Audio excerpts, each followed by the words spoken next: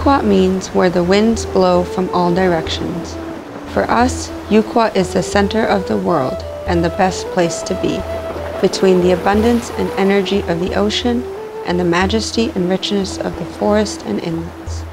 It is a place of power and change, a place of many stories, including the story of the first Chief Maquinna meeting the Europeans when they arrived here in their floating houses over 200 years ago. We were pleased with the trade, exchanging a few furs for items we greatly valued, like iron and cloth. We were careful to make friends with all our visitors. Our skills in diplomacy and in barter earned Yuquot the name Friendly Cove. The fur trade brought Yuquot to the center of Western history.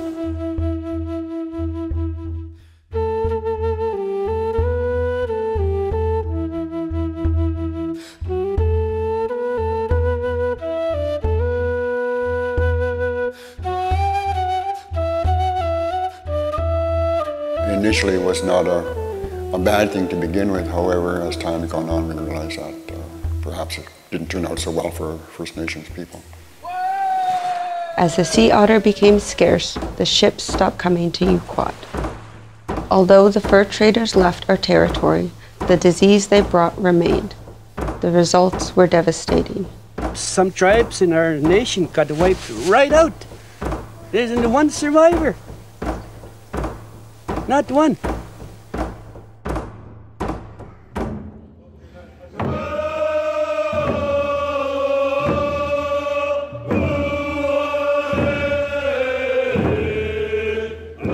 No one today can imagine what suffering this brought to the few of our people who survived.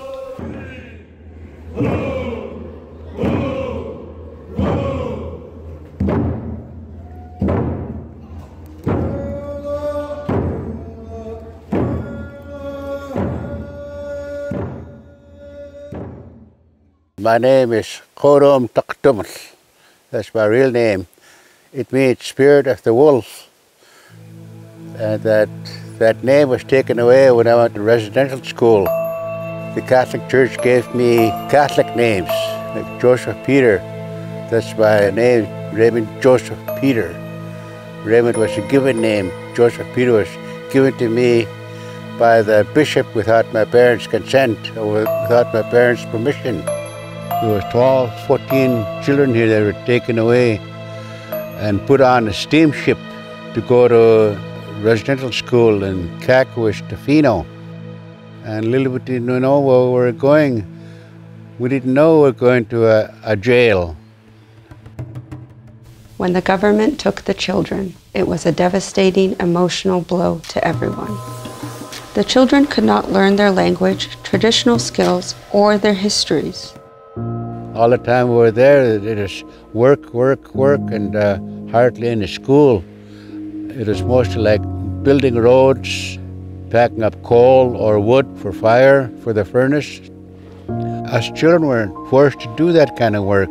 It was really tough on us children. It was terrible. And we get strapped for disobeying, get strapped on our hands or on our bum. The children, when they died, the parents weren't informed. They were buried at the school there without the parents' knowledge of how their children died or what they died from. In 1917, the Nooka Packing Company established a cannery near Yuquot. Almost everyone worked there. While women worked in the cannery, the men crewed on boats rented or bought with loans from the company. Doing really well, taking care of themselves and not getting rich, but actually living off the fishing industry. It was mostly just First Nations people, Japanese and Chinese people. All the managers and the bosses were all white people. Canneries were once all along the BC coast, but in order to increase their profits, the canning companies closed down the more remote canneries and built bigger ones in the cities. The Nooka Cannery closed in 1945. We tried to establish our own fishing cooperative. That was destroyed to nothing. Took away, the fish camp took away everything.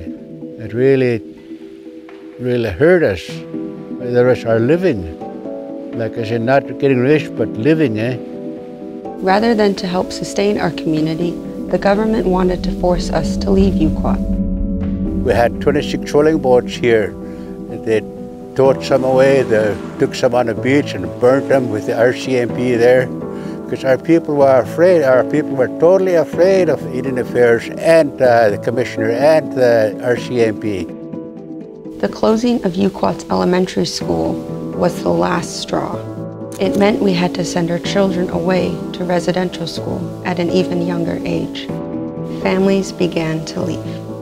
I lived in Yuquot when I was a youth. I lived there till I was about 4 or 5 years old. And the times I remember was quite extraordinary in that very family-oriented, very healthy community. We were vibrant by way of having economics and certainly had a good livelihood with regards to some of our resources, and particularly the fishing industry. The government permitted logging companies to begin cutting down our old-growth forest in the 1930s. A major hydro dam was built on our territory in the 1950s. The Myra Falls mine opened here in 1966. We were never consulted or adequately compensated for these resource developments. We're colonized to the hilt, and we hope to decolonize ourselves from that. So hopefully, as time goes on, we can achieve decolonization. In 1964, the Tassis Company opened a pulp and paper mill at Ahumnaquis near Gold River. Indian Affairs offered to build a new reserve for the band 100 meters away from the mill. The band had agreed to move on the promise of the new jobs the mill would provide. Everyone was hopeful it would mark the start of a new modern time. But only a handful of us ever worked at the mill. My son Jordan was just a baby, and I had him in a carrier on our deck, you know, as we do. Nice day. I thought it was a nice day, till I turned to look at him, and he had the fines on it all over him. It's just like flour or powdered sugar all over him. And I said to Zed, I said, "This is horrible." He says, "Well, it's that mill." Because of our people's living condition here on the reserve has been another horror story. We're only living on 9 acres. This is the only piece of land that we have left here. This here. And the mill leases out the rest. And our people a lot of our people was living in poverty here. And we have a mill sitting right on our reserve. With the smog and the smell and the noise. It's just been really, it's just been horrible. It's just been horrible. The mill during that time was horrific. Like just what Jerry Jack said. It was a horror story. Fines spewing out.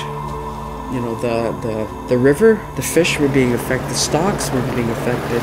They'd been reduced to a handful. Just the conditions, the heavy trucks on the road, the water coming down from the river we were drinking. There was no proper sewage system with the Village of Gold River. It was just horrible, just horrible. And it had a really big psychological effect on our people. And when we started moving back here, it wasn't the same. Our people wasn't the same. In the 1970s, elected Chief Band Counselor Mary Johnson and Hereditary Chief Jerry Jack led a campaign to close the mill and to compensate the band. It took almost 20 years to resolve. I came in 1982 as an interim band manager. There was an opportunity for a project about researching the files. And what came out of that project was files on the mill lease agreement, the history of it. The research discovered that the government falsely claimed to have consulted with the band members on the mill lease agreement. An environmental health inspection also pronounced a number of the homes at Ahumnaquis were unfit for human habitation. Our lawyers said, yeah, this is not right. So we, Mo'ochuk Mach'la, filed a lawsuit against the government of Canada, and it took us 10 years to get our day in court. The Council of Chiefs signed the offer from the feds and the province for $9.6 million to relocate the 28 existing households on Ahaminkas number 12. Where do you want to move to? Everybody said, the majority of the people said, Yuquot. But the 9.6 was not enough to relocate the 28 homes, be able to provide schools, health services. So we had to step back and say, well, okay, what are our other options? In 1996, the band agreed to move to a new reserve at Sokhana, north of Cold River. The mill closed in 1999 following a number of environmental violations. But what was to become of Yuquot? It was Ambrose really. He recognized the importance of the global history, the world history at Yuquot, and how everybody appreciated that European story, because it really also emphasized the importance of Chief Maquinna and how important he was to the history of Canada. Maquinna was the first one to say we want to share Yuquot with the world. So how are we going to do that? What was established was an annual summer celebration, one day. And when we had the discussion with the elders, it was decided that we would just celebrate everybody's history at Yuquot on that day. The first Summerfest was August 28th, 1992. And that day was a celebration of the meeting of Captain Vancouver, Chief Maquinna, and the Spanish Captain Bodega y Cuadra. Other measures to encourage more tourists to visit Yuquot followed. In 1993, Chief Max Savey established a water taxi service for Yuquot and Nootka Sound. Later, 6 tourist cabins were built. Working with Parks Canada, the elders developed a plan for Nismis, an interpretive center. At the center, we want our people to be the storytellers, to remove the colonizer lens and provide visitors with an Indigenous perspective on our history. That's the plans we have in East Moss, and so I just find it very interesting, awesome, and fabulous that we have that opportunity to do that. And I hope it happens in my lifetime. In 1923, the Historic Sites and Monuments Board of Canada recognized Nootka Sound as a historic site. But the plaque they produced said nothing about Chief Maquinna, or the Moachit people, or Yuquot. At the Summerfest in 2021, we celebrated with Parks Canada the arrival of a new plaque that tells our story from our perspective about Yuquot, the center of our world, where the abundance and energy of the ocean meets the majesty and richness of the forest and inlets.